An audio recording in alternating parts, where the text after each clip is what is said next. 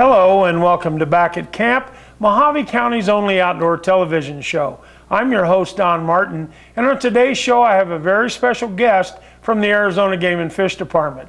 We're going to talk about a couple of issues that I think you as a sportsman are going to find very interesting and informative. We're going to talk about the sheep and the disease that they have contracted in the Black Mountains and what is being done to preserve that sheep herd. We're also going to talk about a water catchment that was built recently in the Black Mountains to provide water for sheep in an area that previously didn't have any permanent water sources. So it's going to be a great show. Don't go away. We'll be right back after a word from our sponsors.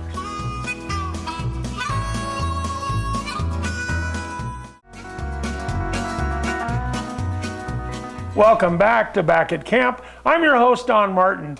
With me today is a wildlife manager with the Arizona Game and Fish Department. I'd like to introduce you to Justin Winter. Justin? Thanks for having me on, Dan. Hey, thanks for being here. Now, Justin is a wildlife manager, WM as we call him, and he's been assigned to Region 3, which is Mojave County, and he is currently involved in Unit 15D and 15C South. Yep, that's correct. Okay. Justin, tell me a little bit about you. How did you get involved with Arizona Game and Fish? It started back in college, actually. I was an intern for 3 years with Game and Fish. After I graduated college, I ended up working for New Mexico Game and Fish as an officer for 3 years. Okay. And then had an opportunity to come back. So. Are you from Arizona? Correct. I'm actually from the Phoenix area. Oh, wow. Well, me too. I grew up in Glendale. So, you know, here we are. Now, so you went to college, got a degree, went to New Mexico, worked for them. Now you're back in Arizona. You're assigned to a couple of the toughest units in the state, but for bighorn sheep, anyway, it's one of the best units in the state, Unit 15D, which has D North and D South.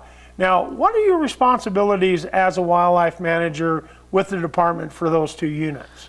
My responsibilities consist of, doing patrols for, hunting, fishing, watercraft. Do a lot of sheep management. That's because that's your primary species of big game in that area. Right. So that involves checking water catchments, flying surveys, just watching the sheep and seeing how they interact with the habitat and how we can improve those situations. How long have you been assigned into Region 3? I've been in Region 3 since July of 2015, so probably almost 10 months now. Okay, so. All right. So, and like I say, you've got arguably the best sheep unit in Northwest Arizona, plus you're also responsible for a lot of that Colorado River junk that I call it, because that is I don't know how you guys do it down there, but it's kind of crazy along the river. So. Oh, yep, yes it is. So. So splitting your time between working the river and working wildlife management in the Blacks. Now, one of the things I want to talk about today is the pneumonia issue that has came up in Unit 15D and C South and C North. Give me a little background about how this all come about and what brought all this on? From my understanding is this strain of pneumonia is consistent to the ones that were found in California and Nevada. They had pneumonia disease outbreaks in those states, and there's a good possibility that 6 sheep crossed over the river into probably Unit C North, and I know C North and B West and C South were affected previous years from pneumonia. Right. And it's been working its way down south now. It wasn't until our sheep hunts last December, that first week of December, is when we were getting reports from hunters that were noticing cough sheep, which is a primary, visible symptom you can see within sheep. Yeah. And basically after that, after those reports and during the sheep check-ins, guys that were bringing in their rams, we could notice, nasal discharge, that kind of stuff. So we ended up wanting to do as a disease sampling. Mm-hmm. So we actually collected sheep, I believe it was on December 9th, and did some necropsies, and then from looking at the organs and from the lab tests back, that we were able to confirm that we did have pneumonia in Unit 15D. And then since then it's been more of doing spot checks, see where the progression of the disease, how far south it's moving, how many animals are affected. Sure. I know here starting March 15th, we're actually going to start a whole new survey. So we'll actually survey 15D north and south, 15C north and south, and 15B west, just so we can compare to our survey flights from October, Sure. see if is there any kind of any die-offs yet, or at least get to see if we've seen more sick sheep compared to from December. Folks, now just so you know, this pneumonia strain, they found it in desert sheep in the Mojave Desert over in California. Then they found the same strain in sheep in Nevada along the Colorado River. Now, you may wonder, well, how in the world do those sheep get across to Arizona? You got the Colorado River there. Well, it's a well-known, documented fact. Sheep can absolutely swim across that river, and the Game and Fish Department has photos of sheep in the past, all the way from up above Willow Beach, all the way down to Topak, of bighorn sheep actually swimming from either California or Nevada across to Arizona. So it's entirely possible, just like Justin said, that a diseased sheep could have swam across the river or could have got across that Pat Tillman Bridge.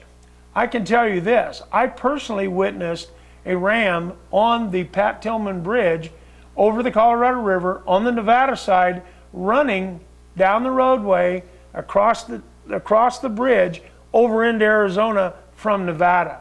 So what Justin's telling us here is that probably a diseased sheep from Nevada came over and somehow interacted with our Arizona sheep herd. That's how this pneumonia strain got started. Justin, how do they spread that? It's pneumonia, it's a strain of pneumonia. How does the sheep spread it from one animal to another? It's through nose-to-nose contact, and like Unit 15D, for example, we got the highest density of sheep in the state there. Right. So so many sheep are interacting with each other that disease transmission's a lot more effective and it moves a lot quicker. So, okay. So if this diseased sheep, and sheep are kind of gregarious, and they like to be with other sheep. Correct. Rather than be loners.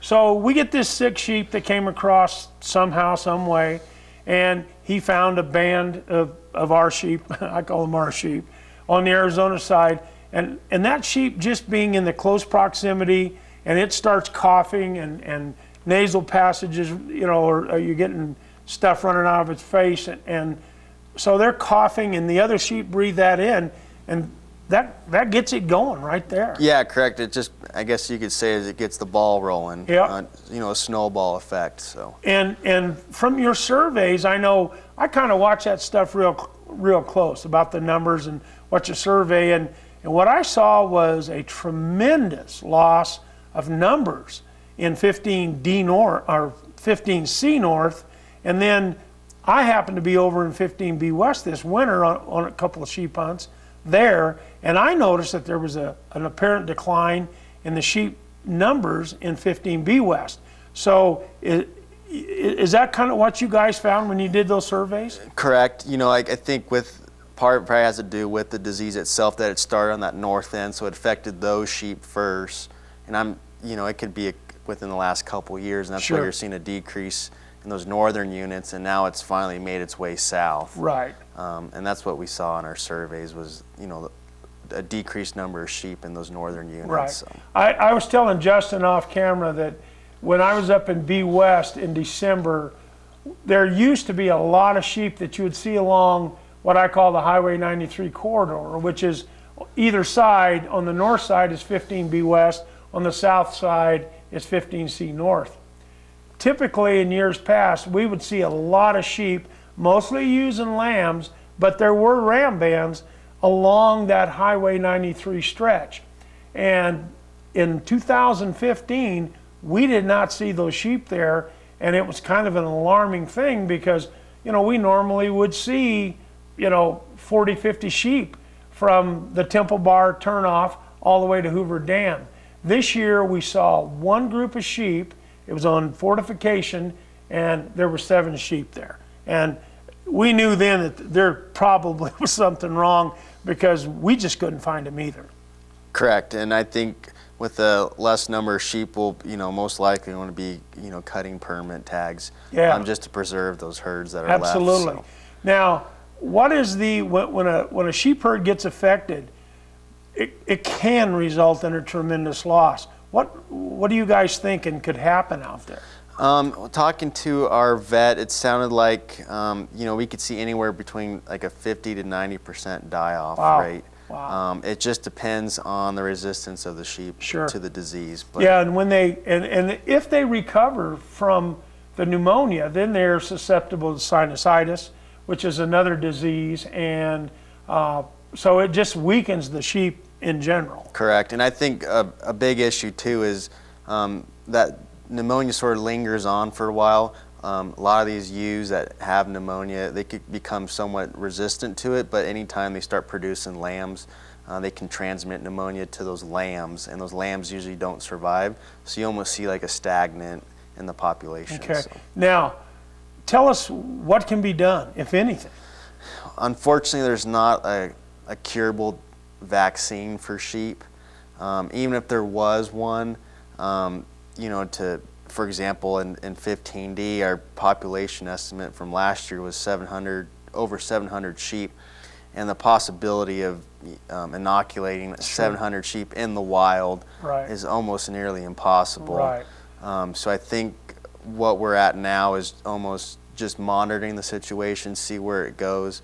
We're hoping there could be some kind of resistance to it and not have an extreme die-off. Right. So. Because that is, like you said, it's going to affect the tags. The Desert Bighorn sheep tag up here in Mojave County, especially in 15D north and south, are probably, arguably, some of the most, wanted tags by sportsmen. So depending on what your next survey is going to depend on where the tag numbers are going to be, if there's any. If you folks decide, you don't have enough sheep to even warrant a sheep tag in a unit, that's something that sportsmen need to be aware of. Yeah, definitely. That could be an option on the table, and we won't know until after our surveys, and then end of March is when we'll be able to determine tag numbers. And I think last year, and just in D alone for D north and south, we had 12 tags total, 8 and 4. But I imagine the possibility of keeping those numbers are probably slim. Yeah. So. Folks, we're going to take a break. When we come back, we're going to talk about another thing going on in the Black Mountains. It's really, really important. But as you can see, our sheep herd right now is in trouble in the Black Mountains, and having 3 times the amount of burros out there sure doesn't help it either. So when we come back, we're going to talk about water in the Black Mountains. So don't go away. We'll be right back after a word from our sponsors. These tanks are underground, they're shaded, so it preserves water because that water is absolutely precious. Welcome back to Back at Camp. I'm your host, Don Martin. With me today is Justin Winter, and he's the wildlife manager for Unit 15C South and 15D North and South. Now, in the first segment, we talked about the disease issue up there. But in this segment, we're going to talk about something that's really cool. We're going to talk about a water catchment that was put in that started way back in 2007. And this is way before Justin got here, but I happen to know a little bit of information about this, so I'll tell you about it. What happened 2007 in the management plan in the Blacks, they look at all the areas and areas that have water, because without water, you're not going to have sheep. That's the bottom line. You're not going to have wildlife, but you sure won't have sheep. So in the 2007 plan, they had surveyed the whole Black Mountain region, and they were looking where waters were strategically placed or where there were natural waters. They found an area on the west side of the mountains down by the Fort Mojave region that there were sheep seen there, but there wasn't a permanent, reliable water source. So in 2007, they identified that, hey, we need to put a water in this particular area to take care of wildlife, including sheep, that live down in this little mountain range. So that got the ball rolling. And it, fast forward to 2013, the site had been viewed by some people, and they had a potential place to put this water development. But it takes a lot of coordination between the Bureau of Land Management, who are the land managers out there, and the Arizona Game and Fish Department, which are charged with managing wildlife. So from 2007 to 2013, this project was getting bounced around. It was there was funding issues. A lot of clearances have to be done. So in 2013 in June, they were ready. The Game and Fish Department was ready to take BLM out there on the ground and look at some possible locations for this water catchment.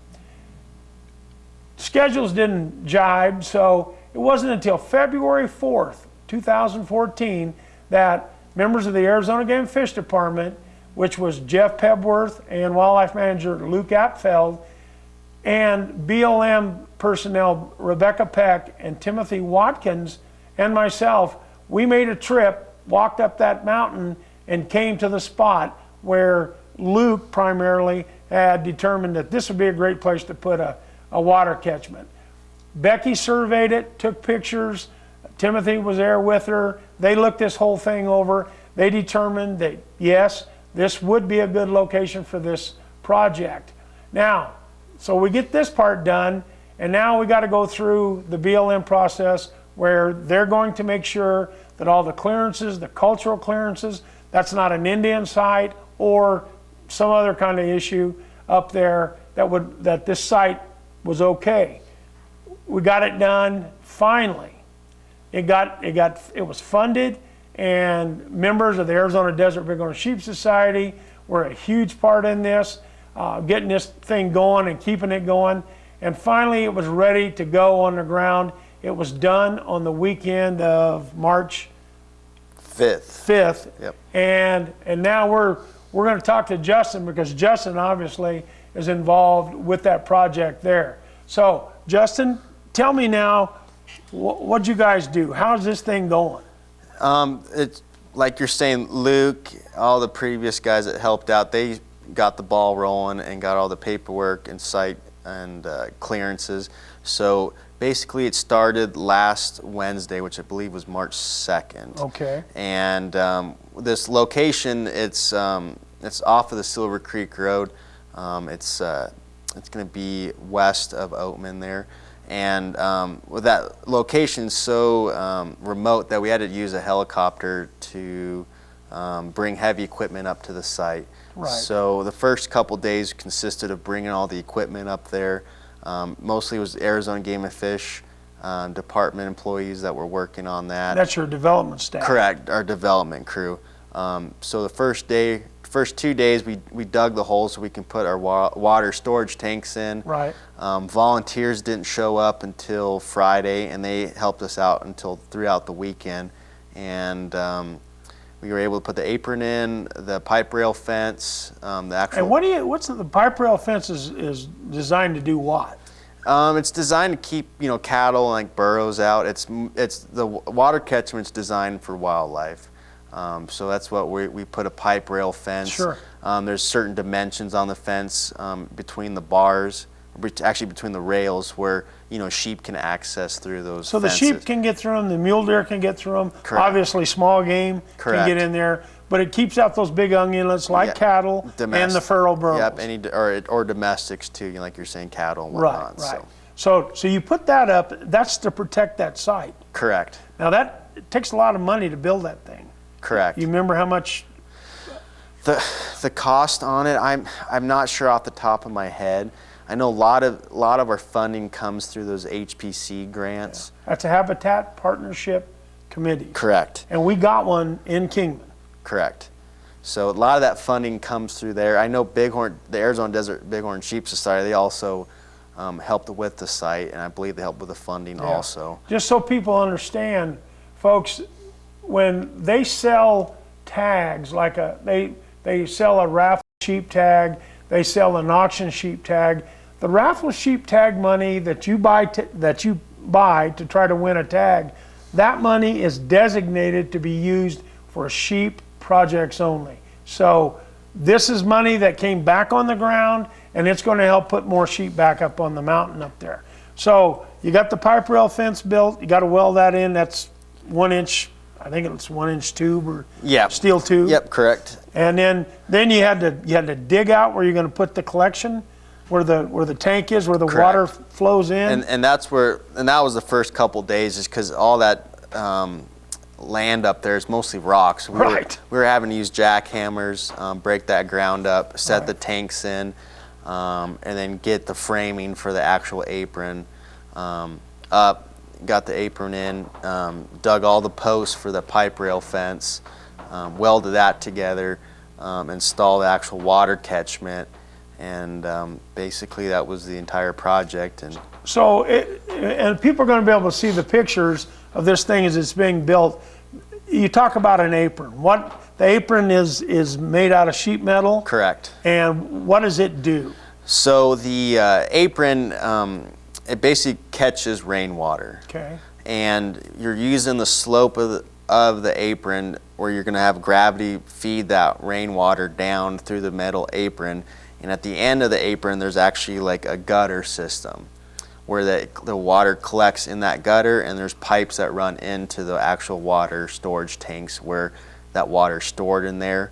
And there's an actual pipe that runs through those storage tanks out to the drinker, which fills it up. Right. So. And how big were the storage tanks up there? I imagine there's probably, I think it's between, probably 10,000 gallons, or something close to that probably. Right. So. And folks, I can tell you, I've been on a number of these projects, and the design of these new projects is really something to behold, because in the past they used to have tanks that were actually in the air, and the water collected. Well, then they found out they're losing all this water from transevaporation. So now these tanks are underground, they're shaded, so it preserves water, because that water is absolutely precious.